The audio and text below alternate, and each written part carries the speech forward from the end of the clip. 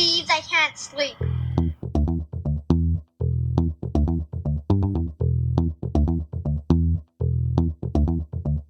It's time to listen to Courtney at last on the Ramblings of an Insomniac podcast.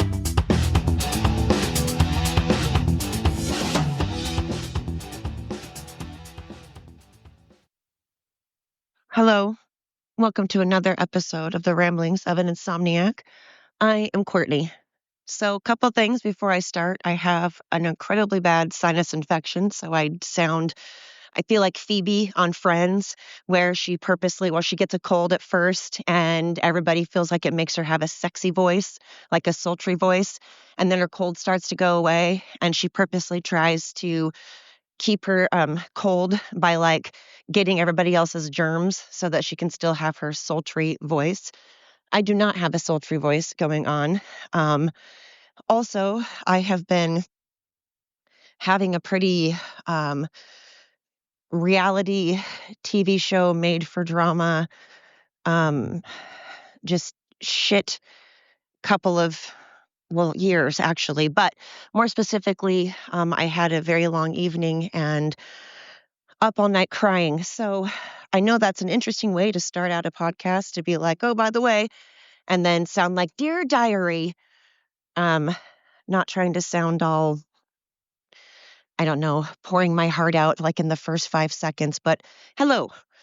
Welcome to my podcast. I am Courtney. If you're tuning in for the first time, well, man, it may be the last time. I don't know, because I'm not very, I don't have any kind of studio. My dogs right now are in the background and they're panting, and you'll hear all of that. You'll hear my dogs. You'll hear if anybody drives up. You'll hear horns honking.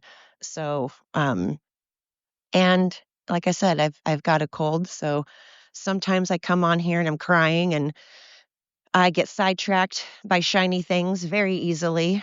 Squirrel a lot. So, if you're tuning in, I appreciate it so much, whether it's your first time or you've been with me since the very beginning. I genuinely appreciate it. It really means the world to me. I could use that right now. I need that love. I need that positive energy, because I got to tell you, today's podcast is just kind of a Debbie Downer. Um, I'm I'm trying my best not to have a literal nervous breakdown. I mean the word literally. I'm trying to not careen my car off a cliff. It's really just been a lot. And on top of the fact that I am not feeling well, I've been really congested and sick, and so I haven't slept in a very long time. Also, I'm an insomniac, hence Ramblings of an Insomniac. The name is true. I am already sleep deprived as crap. So when you throw extra, illnesses and then crap going on in my life, it just makes for, and then I've been working a lot, like extra overtime. So, when you work overtime and you don't sleep and you're sick and then there's drama going on in your life, it equals a crazy person. And I just can't decide nowadays if I'm the crazy one or the rest of the world. It's probably a combo of both. Most things I feel are not black and white. I've said this on previous podcasts, but I can't stand it when people say something like, are you a cat or a dog person? Are you a Chevy or a Ford? Well, Chevy and Ford, I guess, isn't a good example because those are pretty different. But anyway, things are not black and white. I feel like I can like cats and dogs. I don't know if you really can like Chevy and Fords, but I just don't get the, are you this or that? Are you this way or that way? Well, maybe there's a gray area. And so maybe everybody's crazy. There's just different levels. That's probably more it. We all are crazy, but at what level someone's craziness is, right now it seems like it's really high. Like the bar is high on crazy right now. And when that is your family or people very close to you, and they are people that you love more than anything in the world, and they attack you, and they, you know, when they have addiction issues, when they've got self-love and self-worth issues, insecurity issues, or maybe they're narcissistic. Because again, I feel like there's a fine line between narcissism and insecurity. And you would think that those are at opposite ends of the spectrum, but I feel like insecurities can cause narcissism. I don't know. Maybe that's just wrong and doesn't sound right, but makes sense in my head.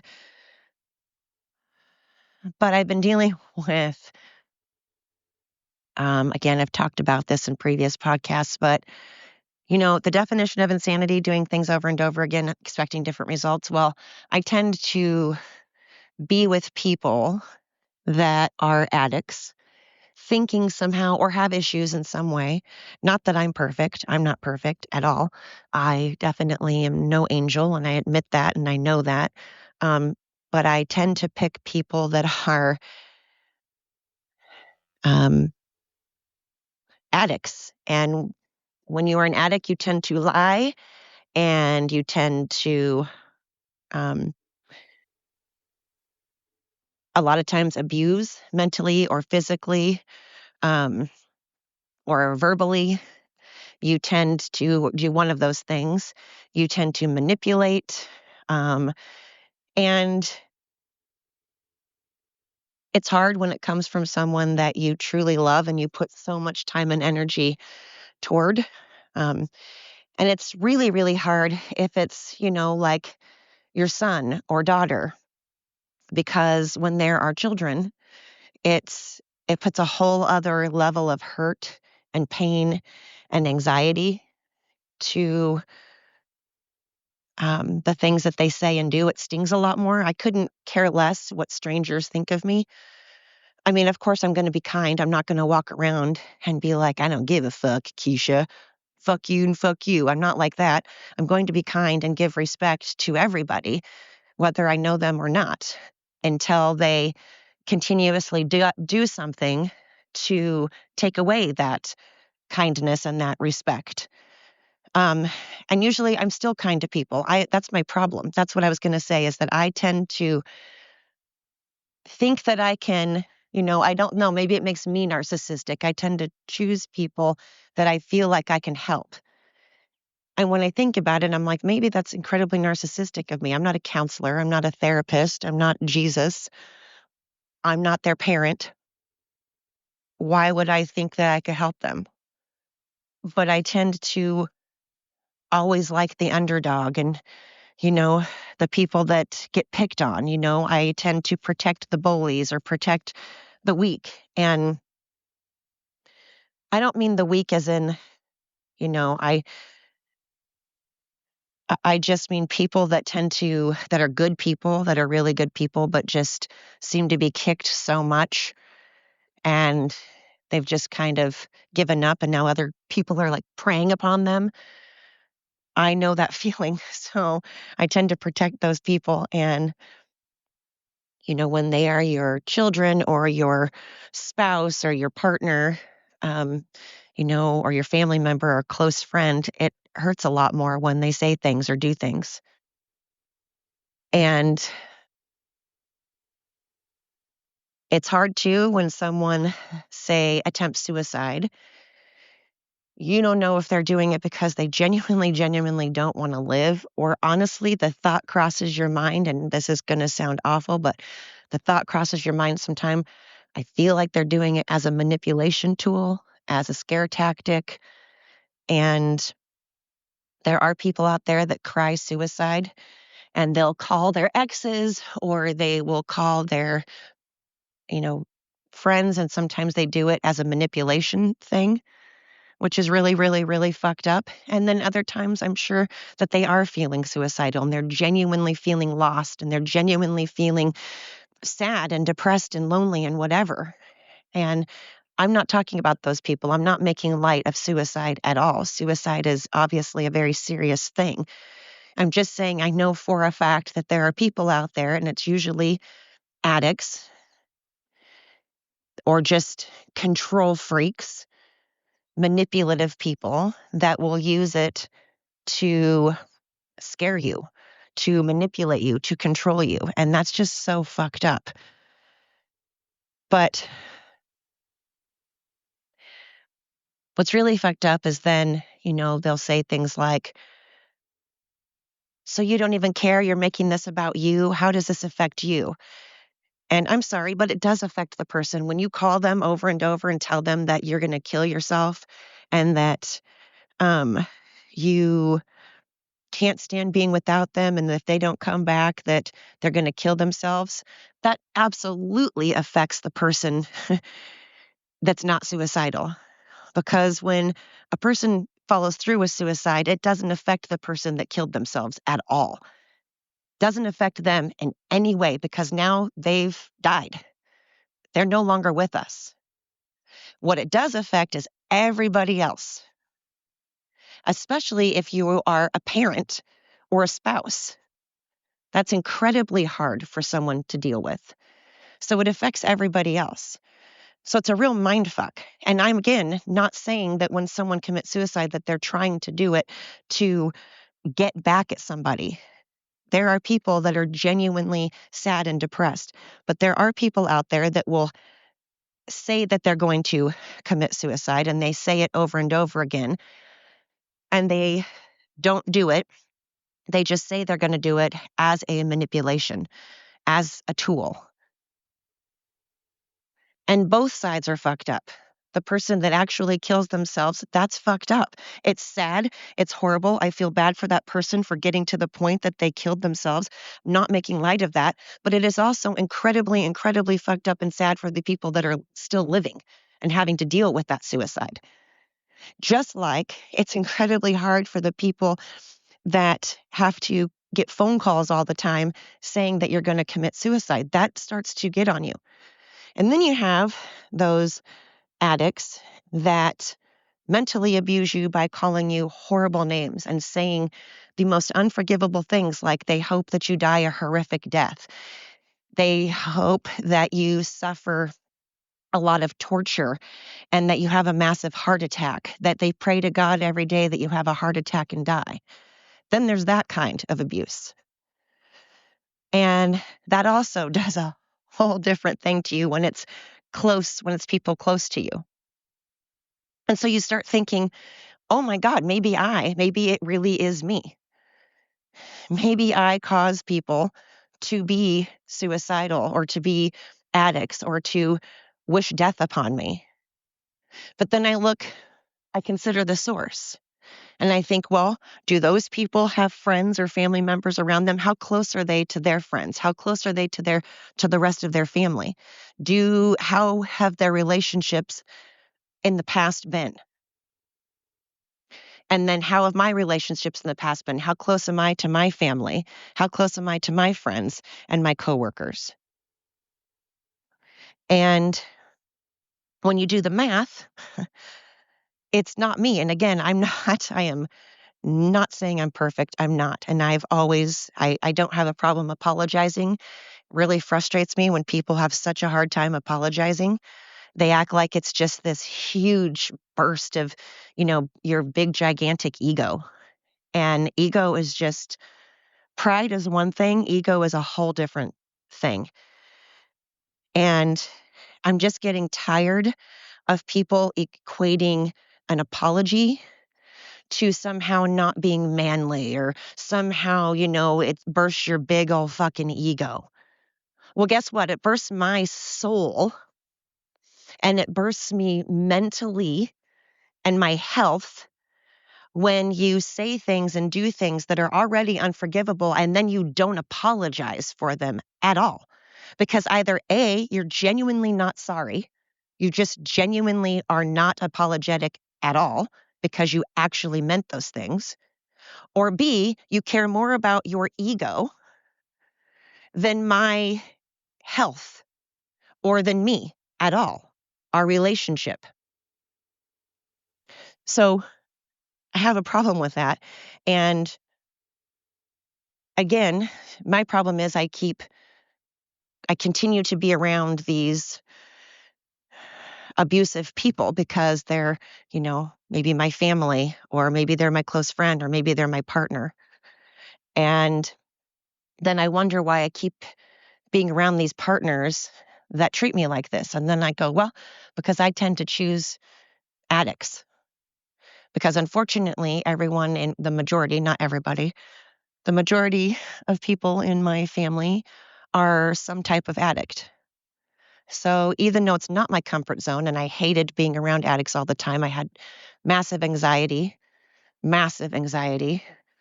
But yet at the same time, it's kind of all I've ever known. So breaking that cycle is always hard. It's that psychiatrist's dream of breaking that cycle of abuse, and it's hard. And everybody else on the outside can be like, why does she keep doing this? Why does she keep putting that bucket on her head and ramming into a wall aimlessly? And when it's your family, it's a little harder, especially if it's maybe your child. But then you do the whole, oh my God, if I keep doing this, clearly they're going to keep being this way. They're going to keep thinking it's okay to treat people this way because they haven't had consequences. They've just had like support and tolerance. So let me just tell you, as someone who has just not slept in a long time, and my eyes right now are swollen as hell. Oh, and by the way, 2 days ago was the third anniversary of my mom passing. And between now and the 21st, I have had basically every single family member in my life, with the exception of my stepdad, who I call my real dad, die. Again, I've shared this on another podcast, but my real dad and my dog both died on the same day, which was my ninth birthday. I've had a grandma that died on my 25th birthday. I had another grandma that died a week after my 21st birthday. My mom died 10 days before my birthday. And I've had someone try to commit suicide a week before my birthday. And I've had a cousin die a couple days before my birthday. So this week is just a shit week already. And then on top of working extra hours and on top of being sick, and I'm exhausted, I just have all this stuff. And so my point is, you don't want to be like me and be exhausted. Pucky, come here.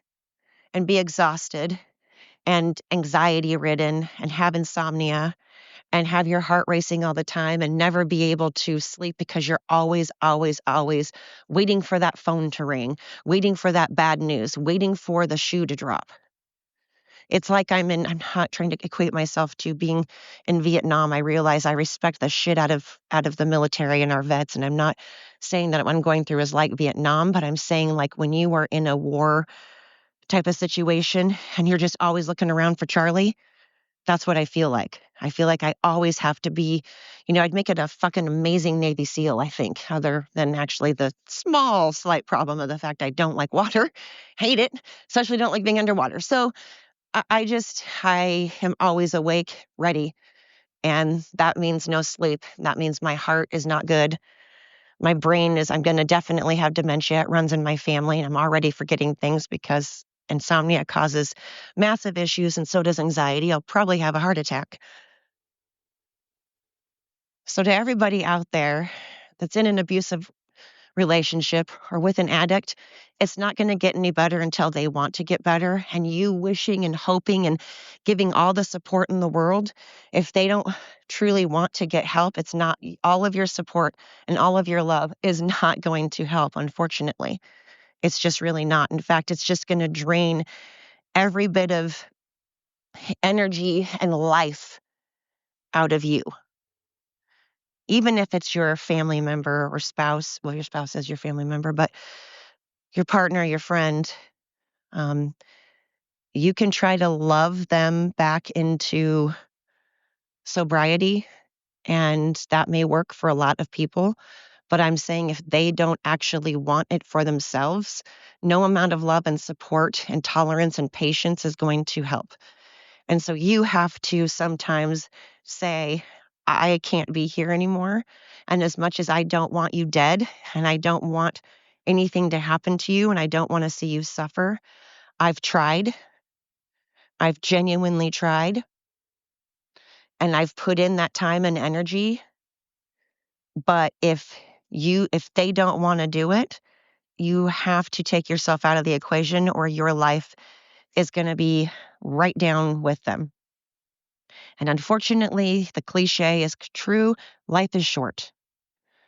And you realize that the longer that you're alive, you're like, "Fucking A, it's coming.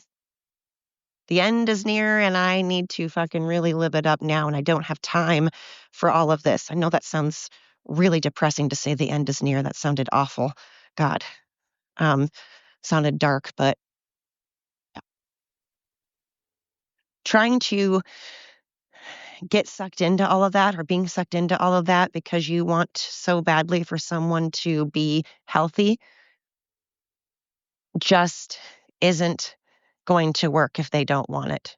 If they don't genuinely want it. If they're doing it for you or other people, it isn't really gonna work. Sure, it's one thing to say, I want to do it for myself, but I also want to do it for my, partner, for my child, for my family member. But they mainly have to want it for themselves. And I have been all day having bursts of absolutely bawling my eyes out. I literally pulled over on the side of the road and just started crying on the steering wheel because it's one thing to know that that's what you should do, but it's a whole other thing to actually do it. And that gives me a whole other level of anxiety. It like makes me feel like I can't breathe. And I don't think people understand the level of I don't think people understand when you're a parent or a spouse or and your partner or your child is suffering so much, but yet also has caused you so much serious, serious damage. It is such a hard line between really not liking them. I will always love my family more than anything, and I never ever want anything to happen to my loved ones ever. But it really sucks when you don't like them, when you'd rather just not be around them. And it gives a whole other level of like difficulty because you don't want to find out one day that, they're on the side of the road dead because of who knows what. But you also can't continue to allow that abuse in because then you're like one of those dogs that gets kicked over and over and over again. And two things are going to, well, three things can happen with that. I'm either going to just keep getting kicked until I just die of like a broken heart or a heart attack or a brain aneurysm or whatever because I'm just so broken down, or I'm going to bite and I'm going to fucking snap and I'm going to be like on that episode of Snapped. Or I'm just going to be numb,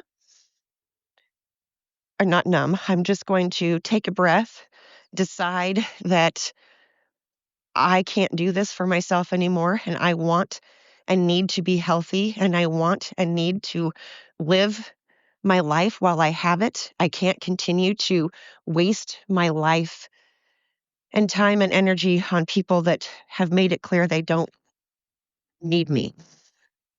I can't keep forcing myself upon people that have made it clear that I'm nothing to them. And so I have to just pick my head up and take a breath and focus on what I can control, like I always say. But again, like I say, you should feel your feels. You should cry, you should punch a pillow, you should scream into a pillow, you should go boxing and be angry, be sad, be mad, be whatever. Don't live in that, but go through it. And then when you're done, you have to take a breath and focus on what you can control. Focus on the things that you have control over and find solutions. And that's what I'm trying to do. But all of these things have happened kind of yesterday, and it's hard when you have work on the side and animals on the side and a house to take care of on the side and all of that, because you're one person. Anyway, I know that it's a weird episode, not trying to be a Debbie Downer, but I also just want people out there that are going through the same thing to understand that you're not crazy. Maybe you are crazy. I don't know you. Maybe you're batshit crazy. Who knows? But I think we're all crazy, is my point. There's just different levels of it. But if you're going through it, I'm genuinely sorry. I really am. Hey, guys, come on. Come on, guys. Oh, my dogs are being ridiculous. You can tell when animals feel your stress. It's like, that's why I like to ride horses, because you can't be anxiety ridden. You can't be stressed out. That horse will feel it, and the horse needs you. That horse needs you to be strong for it, to tell it what to do, where to go. It trusts you. It has to have that trust. It has to have that respect. So you have to be confident. And if you're not confident, you need to fake it enough for that horse to think that you know what the fuck you're doing. And so I have to fake it at least enough that I can get through this life and be confident, because we should all be confident in ourselves, because I feel like when you don't have confidence, that's when all this other crap creeps in. So take it one day at a time, take a breath. I know it's cliche. I know it's crazy, but honestly, just stop and take a breath and move forward one step at a time, one solution at a time, one thing you can control. And in the meantime, you can listen to my podcast, and maybe it'll get you through. Maybe it'll bore you. Maybe it'll just annoy you. Who knows? Plus, I'm sniffing a lot, and that's gross. But I hope I sound sexy like Phoebe, but I don't think I do when I'm also snorting snot. But at any rate, hey, you guys rock my socks. It genuinely means a lot to me that you've been tuning in. Tell a friend, tell a coworker, tell whoever, tell everybody. And until next time.